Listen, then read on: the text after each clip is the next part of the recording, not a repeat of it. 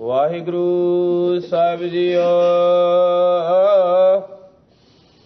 ਇੱਕ ਓੰਕਾਰ ਸਤਿਗੁਰ ਪ੍ਰਸਾਦ।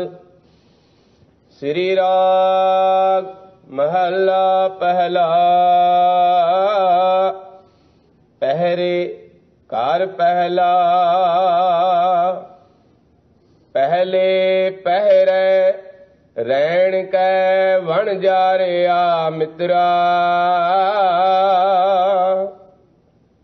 ਹੁਕਮ ਪਿਆ ਗਰਭਾਸ। ਉਰਦ ਤਪ ਅੰਤਰ ਕਰੇ ਵਣ ਜਾਰਿਆ ਮਿੱਤਰਾ। ਖਸਮ ਸੀਤੀ ਅਰਦਾਸ। ਪਹਿਲੇ ਪਹਿਰੇ ਰਹਿਣ ਕੈ ਵਣ ਜਾਰਿਆ ਮਿੱਤਰਾ। ਹੁਕਮ ਪਿਆ ਗਰਭਾਸ। ਉਰਦ ਤਪ ਅੰਤਰ ਕਰੇ ਵਣ ਜਾਰਿਆ ਮਿੱਤਰਾ। ਖਸਮ ਸੇਤੀ ਅਰਦਾਸ।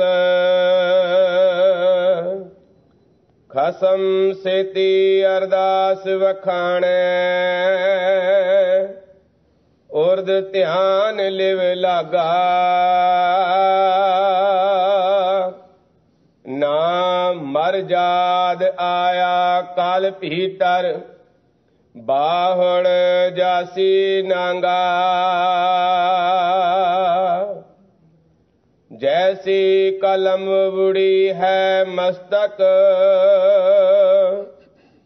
तैसी जियड़े पास।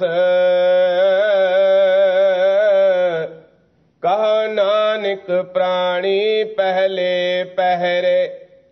हुकम पया गर्भास। पहले पहरे रहण के वण जारिया मित्रा। हुकम पया गर्भास। वाहिगुरु जी का खालसा वाहिगुरु जी की फतेह। परम सन्मान योग सतगुरु महाराज की साजी नवाजी हुई। गुरु खालसा साध संगत जीओ। सतगुरु ने महान बख्शिश की। आप संगतां सतगुरु दे पावन पवित्र सोहने दरबार दियां हाजरियां भर रहे हो। ਧੁਰ ਕੀ ਬਾਣੀ ਦਾ ਕੀਰਤਨ ਆਪ ਸੰਗਤਾਂ ਨੇ ਸਰਵਣ ਕੀਤਾ ਹੈ। ਹੁਣ ਆਪ ਸੰਗਤਾਂ ਪਾਵਨ ਗੁਰਬਾਣੀ ਦੀ ਵਿਚਾਰ ਸਰਵਣ ਕਰ ਰਹੇ ਹੋ। ਪੰਚਮ ਪਾਤਸ਼ਾਹ ਧੰਨ ਗੁਰੂ ਅਰਜਨ ਦੇਵ ਮਹਾਰਾਜ ਦੇ ਪਵਿੱਤਰ ਬਚਨ ਹਨ। पार ब्रह्म होआ सहाई। कथा कीर्तन सुखदाई। जदों अकाल पुरख वाहिगुरु परमेश्वर किसे ते प्रसन्न हुंदा है तां उसनूं सतगुरु दे दर्शन दीदार सतसंगत दी सुभागी घड़ी गुरबाणी का कीर्तन गुरबाणी की कथा सरवण करन दा सुभाग प्राप्त हुंदा है। जे किसी भी गुरसिख माई भाई ने इस गल का अंदाज़ा लाउणा होवे कि साडे ते अकाल पुरख वाहिगुरु प्रसन्न है या नहीं, ਤਾਂ ਸਾਹਿਬ ਸਤਿਗੁਰੂ ਸੱਚੇ ਪਾਤਸ਼ਾਹ ਨੇ ਇਹੀ ਗੱਲ ਸਾਨੂੰ ਬਾਣੀ ਵਿੱਚ ਸਮਝਾਈ ਹੈ। ਜਦੋਂ ਸਤਸੰਗਤ ਵਿੱਚ ਆ ਜਾਵੀਏ, ਸਤਿਗੁਰੂ ਦੇ ਦਰਸ਼ਨ ਦੀਦਾਰੇ ਹੋ ਜਾਣ, ਕੀਰਤਨ ਕਥਾ ਸੁਣਨ ਦਾ ਸੁਭਾਗ ਪ੍ਰਾਪਤ ਹੋਵੇ, ਤਾਂ ਸਮਝ ਲਓ ਤੁਹਾਡੇ ਤੇ ਅਕਾਲ ਪੁਰਖ ਤੇ ਪ੍ਰਸੰਨ ਹੋ ਗਿਆ। ਦੂਸਰੇ ਨੰਬਰ ਤੇ ਜਿਹੜੀ ਚੀਜ਼ ਦੀ ਸਾਨੂੰ ਹੁਣ ਜ਼ਰੂਰਤ ਹੈ ਉਹ ਹੈ ਗੁਰੂ ਦੀ ਪ੍ਰਸੰਨਤਾ, ਕਿਉਂਕਿ ਅਕਾਲ ਪੁਰਖ ਦੀ ਪ੍ਰਸੰਨਤਾ ਦਾ ਫਲ ਸਤਿਗੁਰੂ ਦੇ ਦਰਸ਼ਨ, ਸਤਸੰਗਤ ਦੀ ਸੁਭਾਗੀ ਕੜੀ ਸਾਨੂੰ ਪ੍ਰਾਪਤ ਹੋ ਗਈ ਹੈ। ਹੁਣ ਇਸ ਤੋਂ ਅਗਲੀ ਜਿਹੜੀ ਲੋੜ ਹੈ ਉਹ ਹੈ ਸਤਿਗੁਰੂ ਦੀ ਪ੍ਰਸੰਨਤਾ ਦੀ। ਹੁਣ ਸਤਿਗੁਰੂ ਦੀ ਪ੍ਰਸੰਨਤਾ ਕਿਵੇਂ ਹੋ ਸਕਦੀ ਹੈ? ਸਤਿਗੁਰੂ ਦੀ ਪ੍ਰਸੰਨਤਾ ਹਾਸਲ ਕਰਨ ਵਾਸਤੇ ਸਾਨੂੰ ਹੁਣ ਸਤਿਗੁਰੂ ਦੀ ਆਗਿਆ ਮੰਨਣੀ ਪਵੇਗੀ। ਕਿਉਂ? ਸਤਿਗੁਰੂ ਦੇ ਹੀ ਬਚਨ ਹਨ, ਸੇਵਕ ਸਿੱਖ ਪੂਜਨ ਸਭ ਆਵਹਿ, ਸਭ ਗਾਵਹਿ ਹਰ ਹਰ ਊਤਮ ਬਾਣੀ, ਗਾਵਿਆ ਸੁਣਿਆ ਤਿਨ ਕਾ ਹਰ ਥਾਈ ਪਾਵੈ, ਜਿਨ ਸਤਿਗੁਰ ਕੀ ਆਗਿਆ ਸਤ ਸਤ ਕਰ ਮਾਨੀ। ਸਤਿਗੁਰੂ ਦੀ ਆਗਿਆ ਮਨ ਕਰਕੇ ਵੀ ਮੰਨਣੀ ਹੈ ਤੇ ਸਰੀਰ ਕਰਕੇ ਵੀ ਮੰਨਣੀ ਹੈ। ਕਿਉਂ? ਧੰਨ ਗੁਰੂ ਅਮਰਦਾਸ ਮਹਾਰਾਜ ਸੱਚੇ ਪਾਤਸ਼ਾਹ ਨੇ ਗੁਰਮੁਖਾਂ ਦੇ ਜੀਵਨ ਦੀ ਵਿਆਖਿਆ ਕਰਦਿਆਂ ਹੋਇਆਂ ਫਰਮਾਇਆ, ਜੀਅਹੁ ਨਿਰਮਲ ਬਾਹਰਹੁ ਨਿਰਮਲ, ਬਾਹਰੋਂ ਤਾਂ ਨਿਰਮਲ ਜੀਅਹੁ ਨਿਰਮਲ, ਸਤਿਗੁਰ ਤੇ ਕਰਨੀ ਕਮਾਣੀ। ਗੁਰਸਿੱਖਾਂ ਦਾ ਅੰਦਰੋਂ ਵੀ ਜੀਵਨ ਨਿਰਮਲ ਹੁੰਦਾ ਹੈ ਤੇ ਬਾਹਰੋਂ ਵੀ ਉਹਨਾਂ ਦਾ ਜੀਵਨ ਨਿਰਮਲ ਹੁੰਦਾ ਹੈ।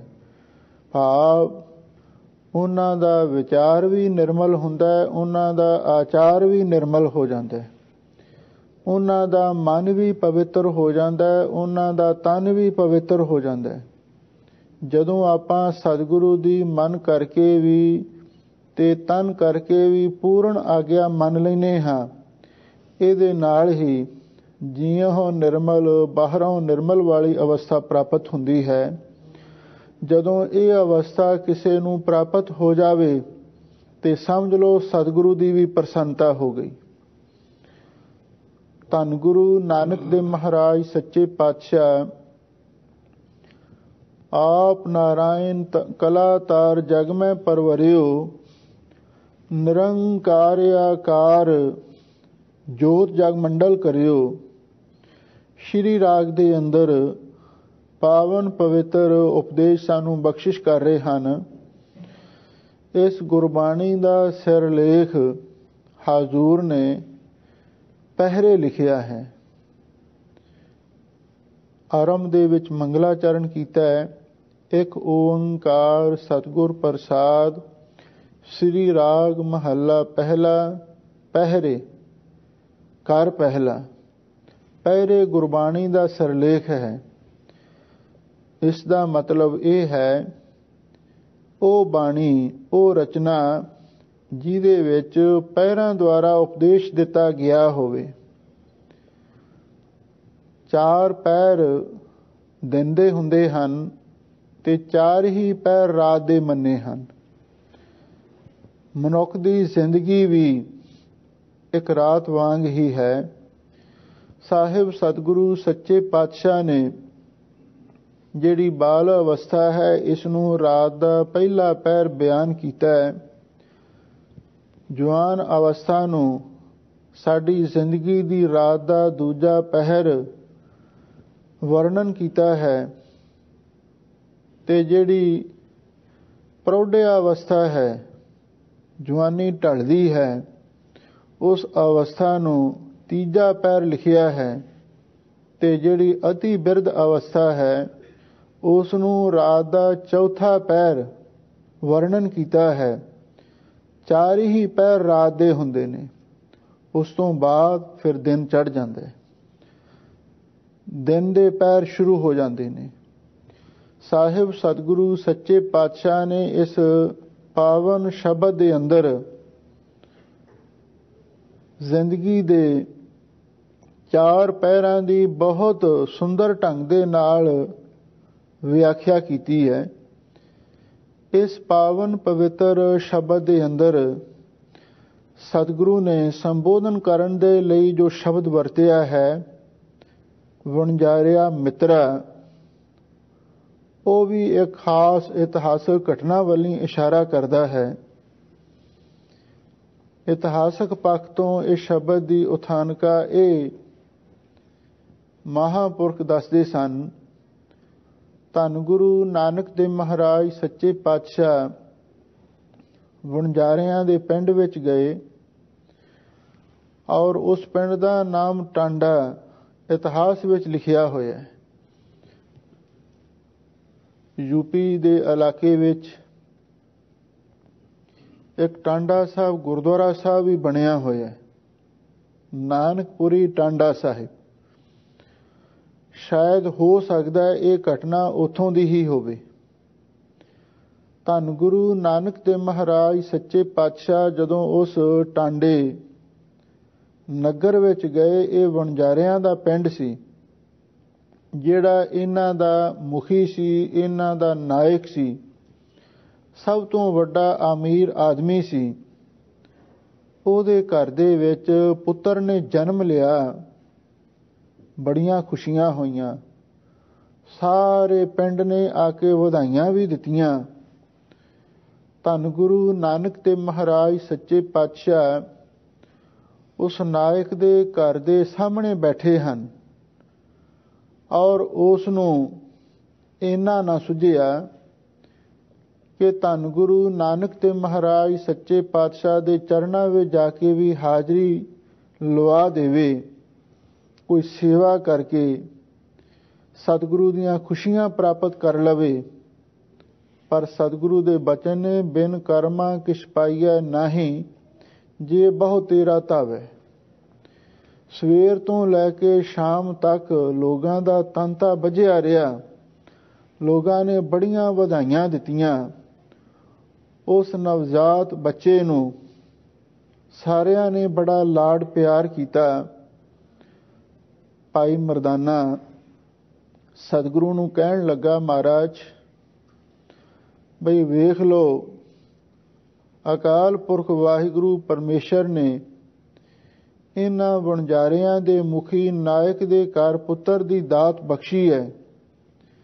ਕਿੰਨੀਆਂ ਖੁਸ਼ੀਆਂ ਮਨਾਈਆਂ ਜਾ ਰਹੀਆਂ ਨੇ, ਲੋਕ ਕਿੰਨੀਆਂ ਵਧਾਈਆਂ ਦੇ ਰਹੇ ਹਨ। ਕਿਵੇਂ ਲੋਕ ਆਪੋ ਆਪਣੇ ਢੰਗ ਦੇ ਨਾਲ ਖੁਸ਼ੀ ਦਾ ਪ੍ਰਗਟਾਵਾ ਕਰ ਰਹੇ ਹਨ। ਤਾਂ ਸਾਹਿਬ ਸਤਿਗੁਰੂ ਸੱਚੇ ਪਾਤਸ਼ਾਹ ਜੋ ਤਰਕਾਲਦਰਸ਼ੀ ਸਰਬੱਗ ਸਤਿਗੁਰੂ ਸਨ, ਕਹਿਣ ਲੱਗੇ, ਭਾਈ ਮਰਦਾਨਿਆ ਬਹੁਤੀਆਂ ਖੁਸ਼ੀਆਂ ਵੀ ਨਹੀਂ ਮਨਾਉਣੀਆਂ ਚਾਹੀਦੀਆਂ, ਕਿਉਂਕਿ ਵਾਹਿਗੁਰੂ ਦੇ ਭਾਣੇ ਦਾ ਕੋਈ ਪਤਾ ਨਹੀਂ। ਨਹਿ ਬਾਰਕ ਨਹਿ ਜੋਬਨੈ ਨਹਿ ਬਿਰਦੀ ਕਛ ਬੰਦ, ਉਹ ਬੇਰਾ ਨਹਿ ਬੁਝੀਐ ਜੋ ਆਏ ਪਰੈ ਜਮ ਫੰਦ। ਕਈ ਵਾਰੀ ਬਾਲ ਅਵਸਥਾ ਦੇ ਅੰਦਰ ਹੀ ਕਾਲ ਦਾ ਸੱਦਾ ਆ ਜਾਂਦਾ ਹੈ। ਕਈ ਬੱਚੇ ਵੀ ਚੜ੍ਹਾਈ ਕਰ ਜਾਂਦੇ ਨੇ। ਧੰਨ ਗੁਰੂ ਨਾਨਕ ਦੇਵ ਮਹਾਰਾਜ ਦੇ ਇਤਿਹਾਸ ਵਿੱਚ ਇੱਕ ਹੋਰ ਵੀ ਬੜੀ ਸੁੰਦਰ ਘਟਨਾ ਆਉਂਦੀ ਹੈ। ਜਦੋਂ ਅੰਮ੍ਰਿਤ ਵੇਲੇ ਸਵਾ ਪਹਿਰ ਦੇ ਤੜਕੇ ਸ੍ਰੀ ਆਸਾ ਜੀ ਦੀ ਵਾਰ ਦਾ ਕੀਰਤਨ ਆਰੰਭ ਹੁੰਦਾ, ਇੱਕ 5 ਸਾਲ ਦਾ 4-5 ਸਾਲ ਦਾ ਭੁਜੰਗੀ ਇੱਕ ਬਾਲਕ, ਉਹ ਵੀ ਹਰ ਰੋਜ਼ ਕੀਰਤਨ ਸੁਣਨ ਵਾਸਤੇ ਆਉਂਦਾ। ਗੁਰਸਿੱਖ ਵੀ ਤੇ ਸਤਿਗੁਰੂ ਮਹਾਰਾਜ ਸੱਚੇ ਪਾਤਸ਼ਾਹ ਵੀ ਬੜੇ ਪ੍ਰਸੰਨ ਸਨ। ਇੱਕ ਦਿਨ ਉਸ ਭੁਜੰਗੀ ਨੂੰ ਰੋਕ ਕੇ ਸਤਿਗੁਰੂ ਮਹਾਰਾਜ ਨੇ ਪੁੱਛਿਆ, ਹਾਲੇ ਤੇਰੀ ਉਮਰ ਬਹੁਤ ਛੋਟੀ ਹੈ, ਇੰਨੀ ਛੋਟੀ ਉਮਰ ਦੇ ਵਿੱਚ ਇਹ ਲਗਨ ਤੈਨੂੰ ਕਿਸ ਤਰ੍ਹਾਂ ਲੱਗੀ ਹੈ? ਤਾਂ ਉਸ ਬਾਲਕ ਨੇ ਹੱਥ ਜੋੜੇ ਕਹਿਣ ਲੱਗਾ, ਸੱਚੇ ਪਾਤਸ਼ਾਹ ਇੱਕ ਦਿਨ ਮੇਰੀ ਮਾਤਾ ਬਿਮਾਰ ਹੋ ਗਈ।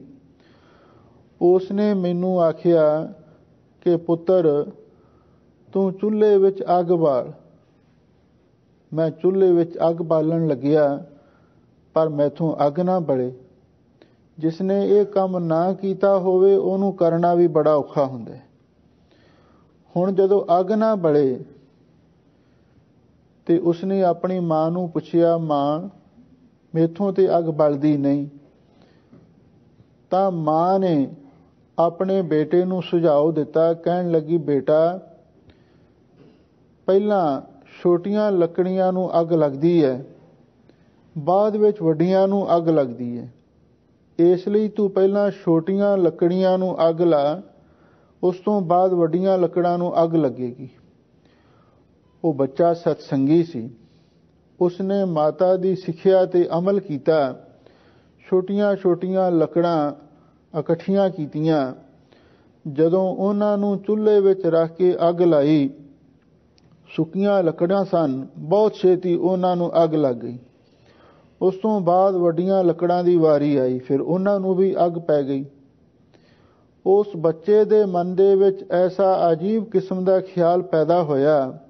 ਉਹ ਬੱਚਾ ਦੱਸ ਰਿਹਾ ਹੈ, ਮੈਂ ਮਨ ਵਿੱਚ ਸੋਚ ਵਿਚਾਰ ਕਰਨ ਲੱਗਿਆ, ਜਿਵੇਂ ਅੱਗ ਦਾ ਸੁਭਾਅ ਹੈ, ਛੋਟੀਆਂ ਲੱਕੜਾਂ ਨੂੰ ਪਹਿਲਾਂ ਲੱਗਦੀ ਹੈ।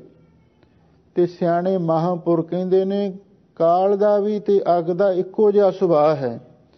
ਕਿਧਰੇ ਐਸਾ ਨਾ ਹੋਵੇ ਕਾਲ ਦੀ ਅੱਗ ਮੈਨੂੰ ਹੀ ਪਹਿਲਾਂ ਲੱਗ ਜਾਵੇ। ਇਸ ਲਈ ਮੈਂ ਫੈਸਲਾ ਕੀਤਾ, ਚਾਹੇ ਮੇਰੀ ਛੋਟੀ ਉਮਰ ਹੈ ਤੇ ਮੈਂ ਇਸ ਛੋਟੀ ਉਮਰ ਦੇ ਵਿੱਚ ਹੀ ਸਤਿਗੁਰੂ ਦੇ ਦਰਸ਼ਨ ਕਰਕੇ, ਸੰਗਤ ਕਰਕੇ, ਬਾਣੀ ਸੁਣ ਕੇ, ਸੇਵਾ ਕਰਕੇ ਆਪਣੇ ਜੀਵਨ ਨੂੰ ਸਫਲ ਕਰਾਂ।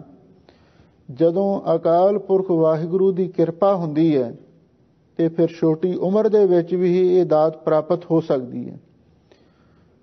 ਧਰੂਪ ਭਗਤ ਦੀ ਉਮਰ ਵੀ ਤਾਂ ਕੇਵਲ 5 ਸਾਲ ਹੀ ਸੀ। 5 ਬਰਖ ਕੋ ਅਨਾਥ ਧਰੂਪ ਬਾਰਕ ਹਰ ਸਿਮਰਤ ਅਮਰ ਅਟਾਰੇ। ਪਰ ਇਸ ਪਿੱਛੇ ਮਾਤਾ ਦਾ, ਪਿਤਾ ਦਾ ਹੱਥ ਹੋਣਾ ਜ਼ਰੂਰੀ ਹੁੰਦਾ ਹੈ। ਜੇ ਮਾਤਾ ਪਿਤਾ ਧਾਰਮਿਕ ਹੋਣ ਤੇ ਬੱਚਿਆਂ ਨੂੰ ਸਮਝਾ ਬੁਝਾ ਕੇ ਗੁਰੂ ਘਰ ਵਿੱਚ ਲਿਆਉਣ, ਔਰ ਉਹਨਾਂ ਨੂੰ ਇਹ ਵੀ ਕਹਿਣ, ਤੁਸੀਂ ਚੁੱਪਚਾਪ ਬੈਠ ਕੇ ਬਾਣੀ ਕੀਰਤਨ ਕਥਾ ਨੂੰ ਸੁਣਨਾ ਹੈ, ਕੋਈ ਸ਼ਰਾਰਤ ਨਹੀਂ ਕਰਨੀ, ਕੋਈ ਹੋਰ ਕਿਸੇ ਕਿਸਮ ਦੀ ਹਰਕਤ ਨਹੀਂ ਕਰਨੀ। ਸਿਆਣੇ ਬੱਚੇ ਸਮਝ ਵੀ ਜਾਂਦੇ ਨੇ, ਪਰ ਕੁਝ ਸ਼ਰਾਰਤੀ ਹੁੰਦੇ ਨੇ, ਨਹੀਂ ਵੀ ਸਮਝਦੇ, ਪਰ ਸਮਝਾਉਣਾ ਸਾਡਾ ਫਰਜ਼ ਹੁੰਦਾ ਹੈ। ਹੁਣ ਇਹ ਬੱਚਾ ਸਮਝਦਾਰ ਸੀ। ਇਸਨੇ ਆਪਣੀ ਮਾਤਾ ਪਿਤਾ ਦੀ ਸਿੱਖਿਆ ਤੇ ਅਮਲ ਕੀਤਾ। ਹਰ ਰੋਜ਼ ਸੰਗਤ ਕਰਨ ਲੱਗਿਆ ਤੇ ਗੁਰੂ ਮਹਾਰਾਜ ਸੱਚੇ ਪਾਤਸ਼ਾਹ ਨੇ ਸਾਰੀ ਸੰਗਤ ਨੂੰ ਆਖਿਆ, ਸੰਗਤ ਜੀ ਵੇਖੋ ਇਸ ਬੱਚੇ ਦੇ ਕਿੰਨੇ ਉੱਚੇ ਭਾਗ ਨੇ, ਕਿੰਨੇ ਉੱਚੇ ਖਿਆਲ ਨੇ। ਨਹੀਂ ਤੇ ਹੁਣ 60 ਸਾਲ ਦੀ ਉਮਰ ਦੇ ਵੀ ਗੁਰੂ ਘਰ ਵਿੱਚ ਆਉਣ ਤੋਂ ਗੁਰੇਜ਼ ਕਰਦੇ ਨੇ। ਜਦੋਂ ਕਈ ਵਾਰੀ ਸਿੰਘਾਂ ਦੇ ਨਾਲ ਵਿਚਾਰਾਂ ਹੁੰਦੀਆਂ ਨੇ, ਬਈ ਸੰਗਤਾਂ ਸ਼ਾਮ ਨੂੰ ਤਾਂ ਵੇਲੀਆਂ ਹੀ ਹੁੰਦੀਆਂ ਨੇ ਤੇ ਕਥਾ ਵੀ ਸ਼ਾਮ ਨੂੰ ਹੁੰਦੀ ਹੈ, ਵੀਕਡੇ ਦੇ ਵਿੱਚ ਸੰਗਤਾਂ ਦੀ ਹਾਜ਼ਰੀ ਘੱਟ ਕਿਉਂ ਹੁੰਦੀ ਹੈ? ਤੇ ਫਿਰ ਕਈ ਪ੍ਰੇਮੀਆਂ ਤੋਂ ਪਤਾ ਲੱਗਦਾ ਹੈ ਬਈ ਜਿਹੜੇ ਜੀ ਖਾਣ ਪੀਣ ਵਾਲੇ ਨੇ ਉਹਨਾਂ ਨੂੰ ਆਉਣਾ ਮੁਸ਼ਕਲ ਹੋ ਜਾਂਦਾ ਹੈ। ਇਹ ਸਾਡੀਆਂ ਆਦਤਾਂ ਨੇ, ਸਾਡੀਆਂ ਭੈੜੀਆਂ ਖਸਲਤਾਂ ਨੇ, ਜਿਹੜੀਆਂ ਸਾਨੂੰ ਗੁਰੂ ਦੇ ਕੋਲ ਵੀ ਨਹੀਂ ਆਉਣ ਦਿੰਦੀਆਂ। ਪਰ ਇਹੋ ਜਿਹੀਆਂ ਭੈੜੀਆਂ ਖਸਲਤਾਂ ਨੂੰ ਛੱਡਣਾ ਚਾਹੀਦਾ ਹੈ। ਗੁਰੂ ਕੋਲ ਆਵਾਂਗੇ ਪੁੰਨ ਵਧਣਗੇ, ਚੰਗੇ ਪਾਗ ਬਣਨਗੇ। ਤੇ ਇਸੇ ਲਈ ਧੰਨ ਗੁਰੂ ਨਾਨਕ ਦੇਵ ਮਹਾਰਾਜ ਸੱਚੇ ਪਾਤਸ਼ਾਹ ਨੇ ਹਰ ਗੁਰਸਿੱਖ ਮਾਈ ਭਾਈ ਨੂੰ ਇਹ ਸਿੱਖਿਆ ਦਿੱਤੀ ਸੀ, ਬਈ ਤੁਸੀਂ ਆਪ ਵੀ ਸੰਗਤ ਵਿੱਚ ਆਉਣਾ ਹੈ ਤੇ ਬੱਚਿਆਂ ਨੂੰ ਵੀ, ਪਰਿਵਾਰ ਨੂੰ ਵੀ ਲੈ ਕੇ ਆਉਣਾ ਹੈ, ਪਰ ਉਹਨਾਂ ਨੂੰ ਸਮਝਾ ਕੇ ਲਿਆਉਣਾ ਹੈ। ਜਿਵੇਂ ਉਹ ਸਿਆਣਾ ਬੱਚਾ ਸੰਗਤ ਵਿੱਚ ਚੁੱਪਚਾਪ ਬੈਠ ਕੇ ਬਾਣੀ ਸੁਣ ਸਕੇ, ਦੂਸਰਿਆਂ ਨੂੰ ਵੀ ਡਿਸਟਰਬ ਨਾ ਕਰੇ। ਇਹ ਐਸੀ ਸਿੱਖਿਆ ਮਾਤਾ ਪਿਤਾ ਹੀ ਦੇ ਸਕਦੇ ਨੇ। ਸੋ ਧੰਨ ਗੁਰੂ ਨਾਨਕ ਦੇਵ ਮਹਾਰਾਜ ਸੱਚੇ ਪਾਤਸ਼ਾਹ ਨੇ ਭਾਈ ਮਰਦਾਨੇ ਨੂੰ ਆਖਿਆ, ਭਾਈ ਮਰਦਾਨਿਆ ਜਿਹੜੀ ਬਹੁਤੀ ਖੁਸ਼ੀ ਹੈ ਨਾ, ਇਹ ਵੀ ਚੰਗੀ ਨਹੀਂ ਹੁੰਦੀ। ਠੀਕ ਹੈ, ਹੁਣ ਇਹ ਘਰ ਦੇ ਵਿੱਚ ਇਹਨਾਂ ਦੇ ਪੁੱਤਰ ਤਾਂ ਹੋਇਆ, ਪਰ ਹੁਣ ਇਹ ਨਹੀਂ ਪਤਾ ਇਹਦੀ ਉਮਰ ਕਿੰਨੀ ਕੁ ਹੈ।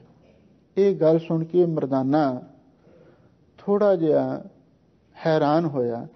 ਕਹਿਣ ਲੱਗਾ, ਸੱਚੇ ਪਾਤਸ਼ਾਹ, ਤੁਹਾਨੂੰ ਤੇ ਸਭ ਕੁਝ ਪਤਾ ਹੈ, ਤੁਸੀਂ ਹੁਣ ਛਪਾਉਂਦੇ ਕਿਉਂ ਹੋ? ਦੱਸੋ ਕੀ ਭਾਣਾ ਵਰਤਣ ਵਾਲਾ ਹੈ? ਧੰਨ ਗੁਰੂ ਨਾਨਕ ਦੇਵ ਮਹਾਰਾਜ ਸੱਚੇ ਪਾਤਸ਼ਾਹ ਕਹਿਣ ਲੱਗੇ, ਸਵੇਰ ਤੱਕ ਸਭ ਕੁਝ ਤੈਨੂੰ ਆਪਣੇ ਆਪ ਹੀ ਪਤਾ ਲੱਗ ਜਾਵੇਗਾ। ਸਵੇਰ ਸਾਰ ਉਹ ਜਿਹੜਾ ਨਾਇਕ ਦੇ ਘਰ ਪੁੱਤਰ ਪੈਦਾ ਹੋਇਆ ਸੀ, ਉਹ ਅਚਾਨਕ ਚਲਾਣਾ ਕਰ ਗਿਆ। ਕਿਉਂਕਿ ਸਤਿਗੁਰੂ ਦੀ ਬਾਣੀ ਦਾ ਇਹ ਫੈਸਲਾ, ਵਾਰੀ ਆਪੋ ਆਪਣੀ ਕੋਈ ਨਾ ਬੰਧੈ ਤੀਰ। ਹੁਣ ਜਦੋਂ ਉਹ ਬੱਚਾ ਚੜ੍ਹਾਈ ਕਰ ਗਿਆ, ਪਹਿਲਾਂ ਉਸ ਨੂੰ ਕਿੰਨੀਆਂ ਵਧਾਈਆਂ ਮਿਲ ਰਹੀਆਂ ਸਨ, ਤੇ ਹੁਣ ਦੂਸਰੇ ਪਾਸੇ ਮਾਤਮੀ ਸਫਾਂ ਵਿੱਚ ਗਈਆਂ। ਮਾਤਮੀ ਗੀਤ ਗਾਏ ਜਾਂਦੇ ਨੇ, ਵਧਾਈਆਂ ਦੀ ਥਾਂ ਤੇ ਅਲਾਹਣੀਆਂ ਪੜੀਆਂ ਜਾਂਦੀਆਂ ਨੇ, ਅਤੇ ਲੋਕ ਰੋਂਦੇ ਕੁਰਲਾਉਂਦੇ ਨੇ। ਜਿੱਥੇ ਖੁਸ਼ੀ ਦੇ ਗੀਤ ਸਨ, ਹੁਣ ਉੱਥੇ ਗਮੀ ਦੇ ਗੀਤ ਕੀਰਨੇ ਪੈ ਰਹੇ ਹਨ। ਇਹ ਸਾਰਾ ਕੁਝ ਜਦੋਂ ਹੋਇਆ, ਭਾਈ ਮਰਦਾਨੇ ਦੇ ਮਨ ਵਿੱਚ ਖਿਆਲ ਆਇਆ। ਕਹਿਣ ਲੱਗਾ ਵੀ ਹੁਣ ਇਹ ਸਮੇਂ ਇਸ ਨਾਇਕ ਨੂੰ ਸਹਾਰੇ ਦੀ ਲੋੜ ਹੈ। ਤੇ ਭਾਈ ਮਰਦਾਨੇ ਨੇ ਸਤਿਗੁਰੂ ਤੋਂ ਆਗਿਆ ਲਈ, ਤੇ ਜਿੱਥੇ ਉਹ ਵਣਜਾਰਾ ਵੀ ਤੇ ਸਾਰਾ ਪਰਿਵਾਰ ਵੀ ਰੋ ਰਿਹਾ ਸੀ, ਪਹਿਲਾਂ ਖੁਸ਼ੀਆਂ ਵੀ ਮਨਾਈਆਂ, ਬੇਅੰਤ ਖੁਸ਼ੀਆਂ ਮਨਾਈਆਂ। ਕਿਉਂਕਿ ਜਿਹੜੇ ਮਨਮੁਖ ਬੰਦੇ ਨੇ, ਉਹ ਖੁਸ਼ੀਆਂ ਵੀ ਬੇਅੰਤ ਮਨਾਉਂਦੇ ਨੇ। ਇੱਕ ਪਾਸੇ ਜੇ ਮੁੰਡਾ ਜੰਮ ਪਵੇ ਤੇ ਫਿਰ ਲੋਕ ਪਾਰਟੀਆਂ ਦਿੰਦੇ ਨੇ, ਮੀਟ ਸ਼ਰਾਬ ਸਭ ਕੁਝ ਉਹਦੇ ਵਿੱਚ ਚੱਲਦਾ। ਇੱਕ ਪਾਸੇ ਖੁਸ਼ੀਆਂ ਨੇ, ਤੇ ਦੂਜੇ ਪਾਸੇ ਅਸੀਂ ਬੜੇ ਬੜੇ ਪਾਪ ਤੇ ਗੁਰਮਤਿ ਤੋਂ ਖਿਲਾਫ ਵੀ ਕਈ ਗੱਲਾਂ ਕਰ ਜਾਂਦੇ ਹਾਂ। ਇਸ ਤਰ੍ਹਾਂ ਦੀਆਂ ਗੱਲਾਂ ਅਕਸਰ ਸਾਡੇ ਪਾਸੋਂ ਹੋ ਜਾਂਦੀਆਂ ਨੇ। ਪਰ ਜਿਹੜੇ ਸਿਆਣੇ ਗੁਰਸਿੱਖ ਨੇ, ਉਹ ਵਿਚਾਰ ਕਰਦੇ ਨੇ, ਉਹ ਇਹਨਾਂ ਚੀਜ਼ਾਂ ਤੋਂ ਪਰਹੇਜ਼ ਵੀ ਕਰਦੇ ਨੇ। ਵੀ ਖੁਸ਼ੀ ਮਨਾਉਣੀ ਹੈ, ਗੁਰੂ ਘਰ ਵਿੱਚ ਆ ਕੇ ਲੰਗਰ ਕਰਵਾ ਦਿਓ, ਔਰ ਉੱਥੇ ਆ ਕੇ ਕੁਝ ਸੇਵਾ ਕਰਵਾ ਦਿਓ, ਕੀਰਤਨ ਕਥਾ ਦੀ ਕੁਛ ਨਾ ਕੁਛ ਹਾਜ਼ਰੀ ਲਵਾ ਦਿਓ। ਇਸ ਢੰਗ ਦੇ ਨਾਲ ਵੀ ਤੇ ਖੁਸ਼ੀ ਸਾਂਝੀ ਕੀਤੀ ਜਾ ਸਕਦੀ ਹੈ। ਪਰ ਜਦੋਂ ਅਸੀਂ ਗਲਤ ਤਰੀਕੇ ਦੇ ਨਾਲ ਖੁਸ਼ੀਆਂ ਮਨਾਉਂਦੇ ਹਾਂ, ਤੇ ਉਹਦਾ ਰਿਜ਼ਲਟ ਵੀ ਫਿਰ ਮਾੜਾ ਹੀ ਹੁੰਦਾ। ਹੁਣ ਜਿਸ ਢੰਗ ਦੇ ਨਾਲ ਇੱਥੇ ਪਾਰਟੀਆਂ ਚਲੀਆਂ, ਖੁਸ਼ੀਆਂ ਮਨਾਈਆਂ, ਤੇ ਹੁਣ ਦੂਸਰੇ ਦਿਨ ਉਹੀ ਪੁੱਤਰ ਚੜ੍ਹਾਈ ਕਰ ਗਿਆ, ਤੇ ਹੁਣ ਸਭ ਕੁਝ ਬਦਲ ਚੁੱਕਿਆ ਹੈ। ਸਾਰਾ ਪਰਿਵਾਰ ਰੋ ਰਿਹਾ ਹੈ, ਤੇ ਜਿਹੜਾ ਉਹਨਾਂ ਦਾ ਨਾਇਕ ਸੀ ਵਣਜਾਰਿਆਂ ਦਾ, ਉਹ ਵੀ ਰੋ ਰਿਹਾ ਹੈ। ਤੇ ਉਸ ਵੇਲੇ ਭਾਈ ਮਰਦਾਨਾ ਸਤਿਗੁਰੂ ਤੋਂ ਆਗਿਆ ਲੈ ਕੇ ਇਹਨਾਂ ਦੇ ਘਰ ਗਿਆ। ਭਾਈ ਮਰਦਾਨਾ ਕਹਿਣ ਲੱਗਾ, ਬਈ ਤੁਸੀਂ ਰੋਂਦੇ ਕਿਉਂ ਹੋ? ਚਲੋ ਸਤਿਗੁਰੂ ਦੇ ਪਾਸ, ਤੁਸੀਂ ਸੁਣੋ ਉਹਨਾਂ ਦਾ ਉਪਦੇਸ਼, ਤੁਹਾਡੇ ਮਨ ਨੂੰ ਧੀਰਜ ਪ੍ਰਾਪਤ ਹੋ ਸਕੇਗਾ। ਕਿਉਂਕਿ ਪੰਜਵੇਂ ਪਾਤਸ਼ਾਹ ਦੇ ਬਚਨ ਨੇ, ਜਿਉਂ ਮੰਦਰ ਕੋ ਥਾਮੈ ਥੰਮਨ, ਤਿਉਂ ਗੁਰ ਕਾ ਸ਼ਬਦ ਮਨ ਹੈ ਅਸਥੰਭਨ। ਗੁਰੂ ਕਾ ਸ਼ਬਦ ਡਿੱਗੇ ਟੱਠੇ ਮਨ ਨੂੰ ਸਹਾਰਾ ਦਿੰਦਾ ਹੈ। ਪਿੱਛੇ ਵੀ ਆਪ ਸੰਗਤਾਂ ਨੇ ਸ਼ਬਦ ਦੀ ਵਿਚਾਰ ਸੁਣੀ ਸੀ, ਜਾਂ ਕੋ ਮੁਸ਼ਕਲ ਅਤ ਬਨੈ ਟੋਈ ਕੋਏ ਨਾ ਦੇ, ਲਾਗੂ ਹੋਏ ਦੁਸ਼ਮਣਾ ਸਾਖ ਪੇ ਭੱਜ ਖਲੇ, ਸਭੋ ਭੱਜੈ ਆਸਰਾ ਚੁੱਕੈ ਸਭ ਅਸਰਾਓ, ਚਿਤ ਆਵੈ ਉਸ ਪਾਰ ਬ੍ਰਹਮ ਲੱਗੈ ਨਾ ਤਤੀ ਵਾਓ। ਇਹ ਸਿਮਰਨ ਦਾ ਨਾਮ ਬਾਣੀ ਦਾ ਪ੍ਰਤਾਪ ਹੁੰਦਾ ਹੈ। ਡਿੱਗਦੇ ਟੈਂਦੇ ਮਨ ਨੂੰ ਗੁਰੂ ਕਾ ਸ਼ਬਦ, ਗੁਰੂ ਦੀ ਬਾਣੀ ਆਸਰਾ ਦਿੰਦੇ ਨੇ। ਤੇ ਹੁਣ ਭਾਈ ਮਰਦਾਨੇ ਦੇ ਕਹਿਣ ਤੋਂ ਇਹ ਵਣਜਾਰਾ ਵੀ ਤੇ ਨਾਲ ਸਾਰਾ ਪਰਿਵਾਰ ਧੰਨ ਗੁਰੂ ਨਾਨਕ ਦੇਵ ਮਹਾਰਾਜ ਦੀ ਸ਼ਰਨ ਵਿੱਚ ਆਇਆ। ਪਰ ਪਹਿਲਾਂ ਨਹੀਂ, ਜਦੋਂ ਪੁੱਤਰ ਜੰਮਿਆ ਸੀ, ਉਸ ਵੇਲੇ ਤਾਂ ਖਿਆਲ ਤੱਕ ਵੀ ਨਹੀਂ ਆਇਆ ਵੀ ਗੁਰੂ ਘਰ ਜਾ ਕੇ ਮੱਥਾ ਹੀ ਟਿਕਾ ਦੇਈਏ। ਕੋਈ ਗੁਰੂ ਮਹਾਰਾਜ ਸੱਚੇ ਪਾਤਸ਼ਾਹ ਦੇ ਚਰਨਾਂ ਦੇ ਵਿੱਚ ਅਰਦਾਸ ਬੇਨਤੀ ਹੀ ਦੇਖ ਕਰਵਾ ਦੇਈਏ।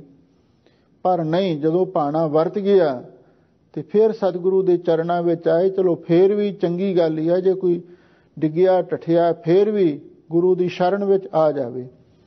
ਧੰਨ ਗੁਰੂ ਨਾਨਕ ਦੇਵ ਮਹਾਰਾਜ ਸੱਚੇ ਪਾਤਸ਼ਾਹ ਮੇਹਰਾਂ ਦੇ ਘਰ ਆਏ, ਤਾਂ ਆ ਦੋ ਸ਼ਬਦਾਂ ਦੁਆਰਾ ਉਸ ਵਣਜਾਰਿਆਂ ਦੇ ਨਾਇਕ ਨੂੰ ਵਣਜਾਰਿਆ ਮਿੱਤਰਾ ਸ਼ਬਦ ਦੁਆਰਾ ਸੰਬੋਧਨ ਕਰਕੇ ਪਾਵਨ ਪਵਿੱਤਰ ਉਪਦੇਸ਼ ਬਖਸ਼ਿਸ਼ ਕੀਤਾ ਹੈ। ਲੋ ਹੁਣ ਆਪ ਸੰਗਤਾਂ ਇਸ ਦੀ ਵਿਚਾਰ ਸੁਣੋ ਤੇ ਇੱਕ ਵਾਰੀ ਪਿਆਰ ਦੇ ਨਾਲ ਆਖੋ, ਸਤਨਾਮ ਸ੍ਰੀ ਵਾਹਿਗੁਰੂ ਸਾਹਿਬ ਜੀਓ। ਇੱਕ ਓੰਕਾਰ ਸਤਿਗੁਰ ਪ੍ਰਸਾਦ। ਸ੍ਰੀ ਰਾਗ ਮਹੱਲਾ ਪਹਿਲਾ। ਪਹਿਰੇ ਘਰ ਪਹਿਲਾ। ਪਹਿਲੇ ਪਹਿਰੇ ਰਹਿਣ ਕੇ ਵਣਜਾਰਿਆ ਮਿੱਤਰਾ, ਹੁਕਮ ਪਿਆ ਗਰਭਾਸ। ਸਾਹਿਬ ਸਤਿਗੁਰੂ ਸੱਚੇ ਪਾਤਸ਼ਾਹ ਪਹਿਲਾਂ ਅਕਾਲ ਪੁਰਖ ਵਾਹਿਗੁਰੂ ਦਾ ਮੰਗਲਾਚਰਨ ਕਰਦੇ ਹਨ। ਉਹ ਵਾਹਿਗੁਰੂ ਇੱਕ ਅਦਵੈਤ ਸਰੂਪ ਹੈ। ਓੰਕਾਰ ਸਾਰਿਆਂ ਦਾ ਪ੍ਰਕਾਸ਼ਕ, ਸਤ ਨਾਸ ਤੋਂ ਰਹਿਤ, ਗੁਰ ਪ੍ਰਸਾਦ ਗੁਰੂ ਦੀ ਕਿਰਪਾ ਨਾਲ ਉਹ ਮਿਲਦਾ ਹੈ। ਸ੍ਰੀ ਰਾਗ, ਰਾਗ ਦਾ ਨਾਮ ਹੈ। ਮਹੱਲਾ ਪਹਿਲਾ। ਇਹ ਪਹਿਲੇ ਪਾਤਸ਼ਾਹ ਧੰਨ ਗੁਰੂ ਨਾਨਕ ਦੇਵ ਮਹਾਰਾਜ ਦੇ ਲਈ ਸ਼ਬਦ ਵਰਤਿਆ ਗਿਆ ਹੈ। ਪਹਿਰੇ ਬਾਣੀ ਦਾ ਨਾਮ ਹੈ। ਕਰ ਪਹਿਲਾ, ਪਹਿਲੇ ਕਰ ਸੁਰਤਾਲ ਦੇ ਵਿੱਚ ਸ਼ਬਦ ਨੂੰ ਉਚਾਰਨ ਕੀਤਾ ਹੈ। ਹਜ਼ੂਰ ਫਰਮਾਉਂਦੇ ਨੇ, ਪਹਿਲੇ ਪਹਿਰੇ ਰਹਿਣ ਕੈ ਵਣਜਾਰਿਆ ਮਿੱਤਰਾ। ਇਹ ਦੁਲਾਵਾਂ ਨੇ, ਦੁਲਾਵਾਂ ਹੀ ਉਚਾਰਨ ਕਰਨੀ ਹੈ। ਪਹਿਲੇ ਪਹਿਰੇ ਰਹਿਣ ਕੈ ਵਣਜਾਰਿਆ ਮਿੱਤਰਾ। ਉਸ ਨਾਇਕ ਨੂੰ ਵਣਜਾਰਿਆ ਮਿੱਤਰਾ ਸ਼ਬਦ ਨਾਲ ਸੰਬੋਧਨ ਕਰਦੇ ਹਨ ਕਿ ਇਹ ਵਣਜਾਰਿਆ ਮਿੱਤਰਾ, ਇਸ ਜ਼ਿੰਦਗੀ ਰੂਪੀ ਰਾਤ ਦੇ ਪਹਿਲੇ ਪਹਿਰ ਦੇ ਅੰਦਰ ਕੀ ਹੁੰਦਾ ਹੈ। ਹੁਕਮ ਪਿਆ ਗਰਭਾਸ। ਵਾਹਿਗੁਰੂ ਦੇ ਹੁਕਮ ਅਨੁਸਾਰ ਇਹ ਜੀਵ ਮਾਤਾ ਦੇ ਗਰਭਾਸ ਦੇ ਵਿੱਚ, ਮਾਤਾ ਦੇ ਉਦਰ ਦੇ ਵਿੱਚ ਪ੍ਰਵੇਸ਼ ਹੁੰਦਾ ਹੈ। ਕਿਉਂਕਿ ਹਰ ਜੀਵ ਨੂੰ ਵਾਹਿਗੁਰੂ ਪਰਮੇਸ਼ਰ ਵੱਲੋਂ ਹੀ ਹੁਕਮ ਹੁੰਦਾ ਹੈ। ਪਹਿਲਾਂ ਜੀਵ ਮਾਤਾ ਦੇ ਗਰਭ ਦੇ ਵਿੱਚ ਹੀ ਪ੍ਰਵੇਸ਼ ਕਰਦਾ ਹੈ। ਇਹਦੇ ਬਾਰੇ ਦੋ ਕਿਸਮ ਦੀਆਂ ਰਾਵਾਂ ਮਿਲਦੀਆਂ ਹਨ। ਇੱਕ ਤਾਂ ਇਹ, ਜਦੋਂ ਮਾਤਾ ਪਿਤਾ ਸੰਬੰਧ ਕਰਦੇ ਨੇ ਉਸ ਵੇਲੇ ਹੀ ਵੀਰਜ ਅਣੂ ਦੁਆਰਾ ਜੀਵ ਪ੍ਰਵੇਸ਼ ਹੁੰਦਾ ਹੈ। ਦੂਸਰਾ ਇਹ ਵੀ ਇੱਕ ਖਿਆਲ ਹੈ, ਪਹਿਲਾਂ ਸਾਡਾ ਸਰੀਰ ਬਣਦਾ ਹੈ ਤੇ 6 ਮਹੀਨਿਆਂ ਤੋਂ ਬਾਅਦ ਸਾਡੇ ਸਰੀਰ ਵਿੱਚ ਆਤਮਾ ਪ੍ਰਵੇਸ਼ ਕਰਦੀ ਹੈ। ਸੋ ਰਹੋ ਵਿਚਾਰ, ਚਾਹੇ ਕਿਸੇ ਵੀ ਰੂਪ ਦੇ ਵਿੱਚ ਆਤਮਾ ਪ੍ਰਵੇਸ਼ ਕਰਦੀ ਹੈ ਸਾਡੇ ਸਰੀਰ ਵਿੱਚ, ਪਰ ਹਜ਼ੂਰ ਕਹਿੰਦੇ ਇਹ ਵਾਹਿਗੁਰੂ ਦੇ ਹੁਕਮ ਦੇ ਵਿੱਚ ਹੀ ਸਾਰਾ ਕੁਝ ਹੁੰਦਾ ਹੈ। ਹੁਕਮ ਪਿਆ ਗਰਭਾਸ, ਵੀ ਉਸ ਵਾਹਿਗੁਰੂ ਦੇ ਹੁਕਮ ਦੇ ਅਨੁਸਾਰ ਹਰ ਜੀਵ ਮਾਤਾ ਦੇ ਗਰਭਾਸ਼ੇ ਵਿੱਚ, ਮਾਤਾ ਦੀ ਉਦਰ ਦੇ ਵਿੱਚ ਪ੍ਰਵੇਸ਼ ਹੁੰਦਾ ਹੈ। ਉਰਧ ਤਪ ਅੰਤਰ ਕਰੇ ਵਣਜਾਰਿਆ ਮਿੱਤਰਾ, ਖਸਮ ਸੇਤੀ ਅਰਦਾਸ। ਸਾਹਿਬ ਸਤਿਗੁਰੂ ਸੱਚੇ ਪਾਤਸ਼ਾਹ ਫਰਮਾਉਂਦੇ ਨੇ, ਜਦੋਂ ਜੀਵ ਮਾਤਾ ਦੇ ਉਦਰ ਦੇ ਵਿੱਚ ਹੁੰਦਾ ਹੈ, ਉਰਧ ਤਪ ਅੰਤਰ ਕਰੇ ਵਣਜਾਰਿਆ ਮਿੱਤਰਾ। ਇਹ ਵਣਜਾਰਿਆ ਮਿੱਤਰਾ, ਉਸ ਵੇਲੇ ਜੀਵ, ਉਰਧ ਦਾ ਅਰਥ ਹੈ ਪੁੱਠਾ ਲਟਕ ਕੇ ਮਾਤਾ ਦੇ ਗਰਭ ਦੇ ਅੰਦਰ ਤਪ ਕਰਦਾ ਹੈ। ਕਿਉਂਕਿ ਅਕਸਰ ਇਹੀ ਸੁਣਨ ਦੇ ਵਿੱਚ ਆਇਆ ਹੈ ਕਿ ਜਿਹੜਾ ਬੱਚਾ ਮਾਤਾ ਦੇ ਗਰਭ ਦੇ ਵਿੱਚ ਹੁੰਦਾ ਹੈ ਉਹ ਹਮੇਸ਼ਾ ਪੁੱਠਾ ਹੀ ਹੁੰਦਾ ਹੈ। ਇਹਨੂੰ ਉਰਧ ਤਪ ਆਖਿਆ ਹੈ। ਉਰਧ ਤਪ ਅੰਤਰ ਕਰੇ ਵਣਜਾਰਿਆ ਮਿੱਤਰਾ। ਇਹ ਵਣਜਾਰਿਆ ਮਿੱਤਰਾ, ਉਸ ਵੇਲੇ ਜੀਵ ਮਾਤਾ ਦੇ ਗਰਭ ਦੇ ਅੰਦਰ ਪੁੱਠਾ ਲਟਕ ਕੇ ਤਪ ਕਰ ਰਿਹਾ ਹੁੰਦਾ ਤੇ ਨਾਲ ਖਸਮ ਸੇਤੀ ਅਰਦਾਸ, ਉਸ ਖਸਮ ਅਕਾਲ ਪੁਰਖ ਵਾਹਿਗੁਰੂ ਦੇ ਨਾਲ ਆਪਣੀ ਚਿੱਤ ਬਿਰਤੀ ਨੂੰ ਜੋੜ ਕੇ ਅਰਦਾਸਾਂ ਵੀ ਕਰਦਾ ਵੀ ਹੇ ਵਾਹਿਗੁਰੂ, ਤੂੰ ਮੈਨੂੰ ਇਸ ਕਾਲ ਕੋਠੜੀ ਵਿੱਚੋਂ ਬਾਹਰ ਕੱਢ, ਇਸ ਨਰਕ ਦੇ ਵਿੱਚੋਂ, ਇਸ ਦੋਜ਼ਖ ਦੀ ਅੱਗ ਤੋਂ ਮੈਨੂੰ ਬਾਹਰ ਕੱਢ। ਮੈਂ ਹਮੇਸ਼ਾ ਤੇਰਾ ਸਿਮਰਨ ਕਰਾਂਗਾ।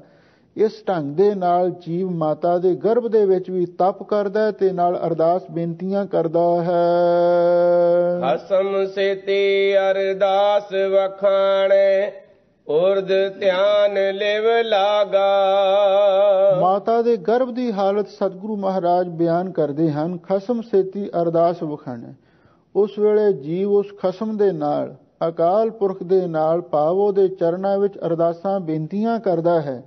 ਉਰਧ ਧਿਆਨ ਲਿਵ ਲਾਗਾ, ਤੇ ਪੁੱਠਾ ਲਟਕਦਾ ਹੈ ਤੇ ਇਹਦਾ ਧਿਆਨ ਉਸ ਵਾਹਿਗੁਰੂ ਪਰਮੇਸ਼ਰ ਦੇ ਚਰਨਾਂ ਦੇ ਵਿੱਚ ਜੁੜਿਆ ਹੁੰਦਾ ਹੈ ਤੇ ਲਿਵ ਲਾਗਾ ਇਹਦੀ ਜਿਹੜੀ ਚਿੱਤ ਬਿਰਤੀ ਹੈ ਉਹ ਹਮੇਸ਼ਾ ਲਈ ਵਾਹਿਗੁਰੂ ਦੇ ਸਿਮਰਨ ਦੇ ਵਿੱਚ ਜੁੜੀ ਹੁੰਦੀ ਹੈ। ਨਾ ਮਰ ਜਾਦ ਆਇਆ ਕਲ ਭੀਤਰ ਬਾਹੁੜ ਜਾਸੇ ਨਾਗਾ। ਸਾਹਿਬ ਸਤਿਗੁਰੂ ਸੱਚੇ ਪਾਤਸ਼ਾਹ ਫਰਮਾਉਂਦੇ ਨੇ ਫਿਰ ਸਮਾਂ ਬੀਤਣ ਦੇ ਨਾਲ ਇਸ ਨੂੰ ਜਨਮ ਲੈਣ ਦਾ ਮੌਕਾ ਮਿਲਦਾ ਹੈ। ਨਾ ਮਰਜ਼ਾਦ ਆਇਆ ਕਲ ਭੀਤਰ, ਨਾ ਮਰਜ਼ਾਦ ਦਾ ਅਰਥ ਹੈ ਬਿਨਾਂ ਕਿਸੇ ਮਰਜ਼ਾਦਾ ਤੋਂ।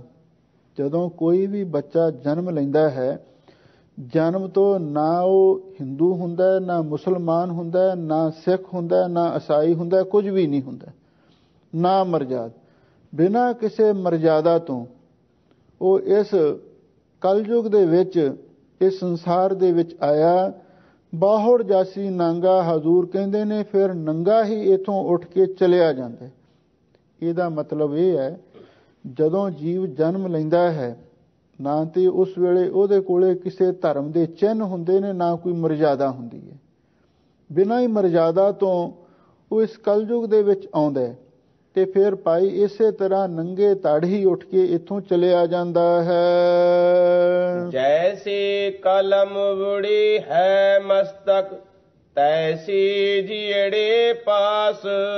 ਸਾਹਿਬ ਸਤਿਗੁਰੂ ਸੱਚੇ ਪਾਤਸ਼ਾਹ ਫਰਮਾਉਂਦੇ ਨੇ ਭਾਈ ਜਿਹੋ ਜੀ ਕਲਮ ਵਗੀ ਹੈ, ਭਾਵ ਉਸ ਵਾਹਿਗੁਰੂ ਪਰਮੇਸ਼ਰ ਨੇ ਜਿਹੋ ਜੇ ਕਿਸੇ ਜੀਵ ਦੇ ਮੱਥੇ ਤੇ ਲੇਖ ਲਿਖੇ ਹਨ, ਤੈਸੀ ਜੀੜੇ ਪਾਸ, ਵੀ ਉਹੋ ਜੀ ਭਾਈ ਜਿਹੜੀ ਲਿਖਤ ਹੈ ਉਸ ਮਨੁੱਖ ਦੇ ਪਾਸ ਹੁੰਦੀ ਹੈ। ਇਹਦਾ ਮਤਲਬ ਇਹ ਹੈ ਜੋ ਵੀ ਕੁਝ ਜੀਵ ਨੇ ਇੱਥੇ ਆ ਕੇ ਬਣਨਾ ਜਾਂ ਕੁਝ ਕਰਨਾ ਜਾਂ ਕੁਝ ਹਾਸਲ ਕਰਨਾ, ਉਹ ਪਹਿਲਾਂ ਹੀ ਵਾਹਿਗੁਰੂ ਪਰਮੇਸ਼ਰ ਨੇ ਇਹਦੇ ਮੱਥੇ ਤੇ ਲੇਖ ਲਿਖਿਆ ਹੁੰਦਾ। ਉਹਦੇ ਮੁਤਾਬਕ ਉਹ ਜਿਹਾ ਕੁਝ ਇੱਥੇ ਆ ਕੇ ਬਣ ਜਾਂਦਾ ਤੇ ਹਾਸਲ ਕਰ ਲੈਂਦਾ ਹੈ। ਕਹੋ ਨਾਨਕ ਪ੍ਰਾਣੀ ਪਹਿਲੇ ਪਹਿਰੇ ਹੁਕਮ ਪਿਆ ਗਰਭਾਸ। ਸਾਹਿਬ ਸਤਿਗੁਰੂ ਸੱਚੇ ਪਾਤਸ਼ਾਹ ਫਰਮਾਉਂਦੇ ਨੇ ਭਾਈ ਜਿਹੜਾ ਜ਼ਿੰਦਗੀ ਦਾ ਪਹਿਲਾ ਪਹਿਰ ਹੈ ਉਹ ਹੈ ਮਾਤਾ ਦੇ ਗਰਭ ਦਾ ਸਮਾਂ। ਧੰਨ ਗੁਰੂ ਨਾਨਕ ਦੇਵ ਮਹਾਰਾਜ ਸੱਚੇ ਪਾਤਸ਼ਾਹ ਫਰਮਾਉਂਦੇ ਨੇ ਇਸ ਜ਼ਿੰਦਗੀ ਰੂਪੀ ਰਾਤ ਦੇ ਪਹਿਲੇ ਪਹਿਰ ਦੇ ਅੰਦਰ, ਭਾਵ ਮਾਤਾ ਦੇ ਗਰਭ ਕਾਲ ਦੇ ਸਮੇਂ ਹੁਕਮ ਪਿਆ ਗਰਭਾਸ, ਵਾਹਿਗੁਰੂ ਦੇ ਹੁਕਮ ਦੇ ਵਿੱਚ ਜੀਵ ਮਾਤਾ ਦੇ ਗਰਭਾਸ਼ੇ ਵਿੱਚ ਪ੍ਰਵੇਸ਼ ਹੋ ਗਿਆ। ਦੂਜੇ ਪਹਿਰੇ ਰਹਿਣ ਕੈ ਵਣਜਾਰਿਆ ਮਿੱਤਰਾ ਵਿਸਰ ਗਿਆ ਧਿਆਨ। ਸਾਹਿਬ ਸਤਿਗੁਰੂ ਸੱਚੇ ਪਾਤਸ਼ਾਹ ਨੇ ਪਿਛਲੀ ਇਸ ਪੌੜੀ ਦੇ ਵਿੱਚ ਇਹ ਵੀ ਇਸ਼ਾਰਾ ਕਰ ਦਿੱਤਾ ਸੀ, ਨਾ ਮਰਜ਼ਾਦ ਆਇਆ ਕਲ ਭੀਤਰ, ਵੀ ਇਸ ਨੂੰ ਜਨਮ ਵੀ ਪ੍ਰਾਪਤ ਹੋ ਗਿਆ। ਹੁਣ ਜਿਹੜਾ ਦੂਜਾ ਪਹਿਰ ਹੈ ਜਨਮ ਤੋਂ ਲੈ ਕੇ ਜਿਹੜੀ ਬਾਲ ਅਵਸਥਾ 12-14 ਸਾਲ ਤੱਕ ਹੁੰਦੀ ਹੈ, ਉਹਦੇ ਬਾਰੇ ਸਤਿਗੁਰੂ ਬਿਆਨ ਕਰ ਰਹੇ ਹਨ। ਦੂਜਾ ਪਹਿਰਾ ਰਹਿਣ ਕੈ ਵਣਜਾਰਿਆ ਮਿੱਤਰਾ। ਇਹ ਵਣਜਾਰਿਆ ਮਿੱਤਰਾ, ਇਹ ਕਰਮਾਂ ਦੇ ਵਪਾਰੀ ਮਿੱਤਰ ਜੀਵ ਇਸ ਜ਼ਿੰਦਗੀ ਰੂਪੀ ਰਾਤ ਦੇ ਦੂਸਰੇ ਪਹਿਰ ਦੇ ਵਿੱਚ, ਭਾਵ ਜਦੋਂ ਜਨਮ ਧਾਰਨ ਕੀਤਾ, ਵਿਸਰ ਗਿਆ ਧਿਆਨ, ਤੇ ਵਾਹਿਗੁਰੂ ਦਾ ਧਿਆਨ ਉਸੇ ਵੇਲੇ ਵਿਸਰ ਗਿਆ। ਜਦੋਂ ਬੱਚਾ ਜਨਮ ਲੈਂਦਾ ਹੈ ਉਸ ਵੇਲੇ ਕੀ ਹੁੰਦਾ ਹੈ, ਸਤਿਗੁਰੂ ਦੀ ਬਾਣੀ ਨੇ ਫਰਮਾਇਆ ਵਿੱਚੋਂ ਹੋਂ ਗਰਭ ਨਿਕਲ ਆਇਆ, ਖਸਮ ਵਿਸਾਰ ਦੁਨੀ ਚਿਤ ਲਾਇਆ। ਬਸ ਜਦੋਂ ਬੱਚਾ ਜਨਮ ਲੈਂਦਾ ਹੈ, ਇਸ ਨੂੰ ਹਵਾ ਲੱਗਦੀ ਹੈ ਦੁਨੀਆ ਦੀ, ਉਸੇ ਵੇਲੇ ਵਿਸਰ ਗਿਆ ਧਿਆਨ, ਵਾਹਿਗੁਰੂ ਦਾ ਧਿਆਨ ਭੁੱਲ ਜਾਂਦਾ ਹੈ। ਤੇ ਫਿਰ ਕੀ ਹੁੰਦਾ ਹੈ, ਇਹਦੇ ਉੱਤੇ ਮਾਇਆ ਦਾ ਪ੍ਰਭਾਵ ਪੈਣਾ ਸ਼ੁਰੂ ਹੋ ਜਾਂਦਾ ਹੈ। ਹੱਥੋਂ ਹੱਥ ਨਚਾਈਐ ਵਣਜਾਰਿਆ ਮਿੱਤਰਾ ਜਿਉ ਜਸ ਦਾ ਘਰ ਕਾਨ। ਸਾਹਿਬ ਸਤਿਗੁਰੂ ਸੱਚੇ ਪਾਤਸ਼ਾਹ ਫਰਮਾਉਂਦੇ ਨੇ ਇਹ ਵਣਜਾਰਿਆ ਮਿੱਤਰਾ, ਕਰਮਾਂ ਦੇ ਵਪਾਰੀ ਮਿੱਤਰ ਜੀਵ ਹੱਥੋਂ ਹੱਥ ਨਚਾਈਐ ਵਣਜਾਰਿਆ ਮਿੱਤਰਾ। ਜਦੋਂ ਬੱਚਾ ਜਨਮ ਲੈਂਦਾ ਹੈ ਤੇ ਉਸ ਵੇਲੇ ਹੱਥੋਂ ਹੱਥ ਉਸ ਨੂੰ ਨਚਾਇਆ ਜਾਂਦਾ ਹੈ। ਕਦੇ ਭੈਣ ਭਰਾ, ਕਦੇ ਮਾਤਾ ਪਿਤਾ, ਕਿਤੇ ਕੋਈ ਹੋਰ ਜਿਹੜੇ ਕੋਈ ਸਾਡੇ ਰਿਸ਼ਤੇਦਾਰ ਆਉਂਦੇ ਨੇ, ਬੱਚੇ ਨਾਲ ਸਾਰੇ ਹੀ ਲਾਡ ਪਿਆਰ ਕਰਦੇ ਨੇ, ਉਹਨੂੰ ਹੱਥੋਂ ਹੱਥ ਨਚਾਇਆ ਜਾਂਦਾ ਹੈ। ਕਿਵੇਂ? ਜਿਉਂ ਜਸ ਦਾ ਘਰ ਕਾਨ, ਜਿਵੇਂ ਜਸੋਦਾ ਦੇ ਘਰੇ ਕ੍ਰਿਸ਼ਨ ਜੀ ਨੇ ਜਨਮ ਧਾਰਨ ਕੀਤਾ ਤੇ ਉਹਨਾਂ ਨੂੰ ਬੜੇ ਲਾਡ ਪਿਆਰ ਦੇ ਨਾਲ ਸਾਰਿਆਂ ਨੇ ਪਾਲਿਆ ਸੀ। ਇਸੇ ਤਰ੍ਹਾਂ ਕਿਸੇ ਦੇ ਘਰ ਵੀ ਜਦੋਂ ਬੱਚਾ ਪੈਦਾ ਹੁੰਦਾ ਹੈ ਉਸ ਨੂੰ ਹੱਥੋਂ ਹੱਥ ਨਚਾਇਆ ਜਾਂਦਾ ਹੈ। ਹੱਥੋਂ ਹੱਥ ਨਚਾਈਐ ਪ੍ਰਾਣੀ, ਮਾਤ ਕਹੈ ਸੁਤ ਮੇਰਾ। ਸਾਹਿਬ ਸਤਿਗੁਰੂ ਸੱਚੇ ਪਾਤਸ਼ਾਹ ਫਰਮਾਉਂਦੇ ਨੇ, ਭਾਈ ਇਸ ਜੀਵ ਨੂੰ, ਪ੍ਰਾਣੀ ਦਾ ਅਰਥ ਹੈ ਇਸ ਜੀਵ ਨੂੰ ਹੱਥੋਂ ਹੱਥ ਨਚਾਇਆ ਜਾਂਦਾ ਹੈ। ਤੇ ਮਾਂ ਨੂੰ ਆਪਣੇ ਪੁੱਤਰ ਦੀ ਮਮਤਾ ਹੁੰਦੀ ਹੈ। ਮਾਤ ਕਹੈ ਸੁਤ ਮੇਰਾ, ਮਾਂ ਇਹ ਗੱਲ ਕਹਿੰਦੀ ਹੈ ਵੀ ਇਹ ਮੇਰਾ ਪੁੱਤਰ ਹੈ। ਮਾਂ ਨੂੰ ਸਭ ਤੋਂ ਵੱਧ ਪੁੱਤਰ ਦਾ ਮੋਹ ਹੁੰਦਾ ਹੈ।